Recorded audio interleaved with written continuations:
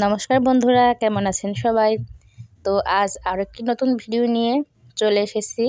তো আজ তৈরি করব টুনা ফিশ ফ্রাই। তো দেখুন আজ আমি কীভাবে টুনা ফিশ ফ্রাই তৈরি করি। তো প্রথমেই সেই মাছটি আমি কেটে নিচ্ছি। আর মাছটি কিন্তু খুব নরম, কাটাও অল্প। তো মাছটা আমি কাটছি, দেখুন কতটা নরম। আর ফিশ ফ্রাই খাবো যেহেতু, তাই ছোট ছোট করে মাছগুলো কেটে নিয়েছি। আর মাছের চামড়াটা অবশ্যই ফেলে দিতে হবে।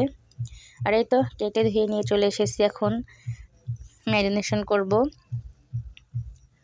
তো অন্য একটি পাত্রে নিয়েছি, এখন এক এক করে মশলা দিয়ে মাছগুলো আমি ম্যারিনেট করে রেখে দিব।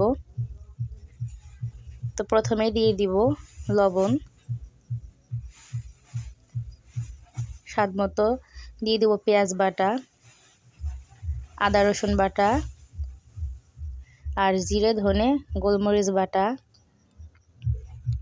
তারপর দিয়ে দিব মরিচের গুঁড়া,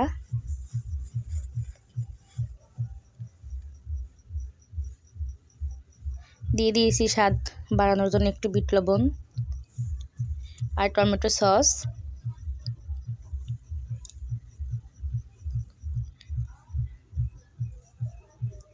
তারপর দিয়ে দিব 1 চিমটি লেবুর রস। এতে করে মাছের যদি কোনো বাজে গন্ধ থাকে সেটা চলে যাবে, আর খেতেও ভালো লাগবে। আর সব শেষে দিয়ে দিব একটু ম্যাগি মশলা, এটাও কিন্তু স্বাদটা অনেকটাই বাড়িয়ে দিবে রান্নাটার।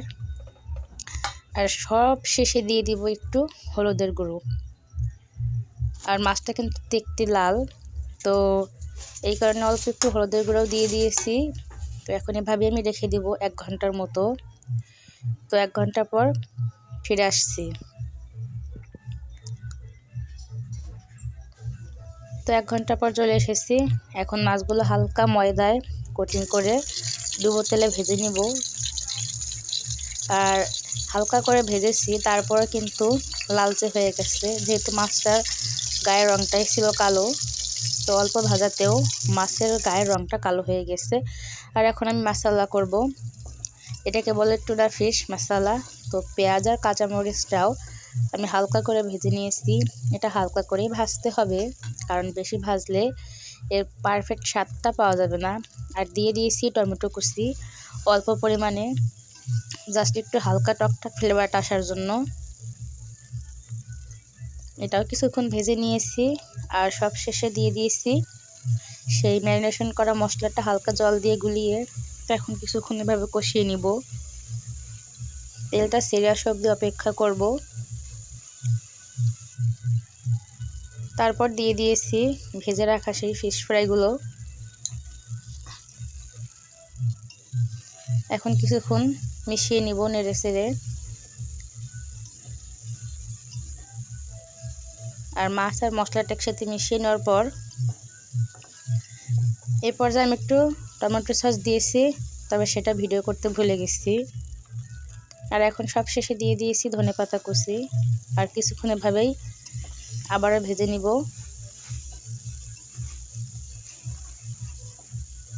এই তো সাধারণ রান্না, অসাধারণ খেতে। তো আপনারা এভাবে বাড়িতে বানিয়ে দেখবেন। তো রান্না শেষ, সাজিয়ে গুজিয়ে খেতে নিয়ে এসেছি।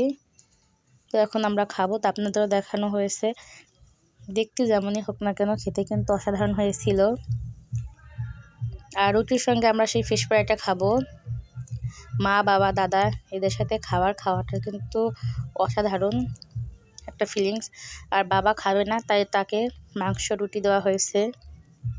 এখন শুনুন দাদারা কি বলে।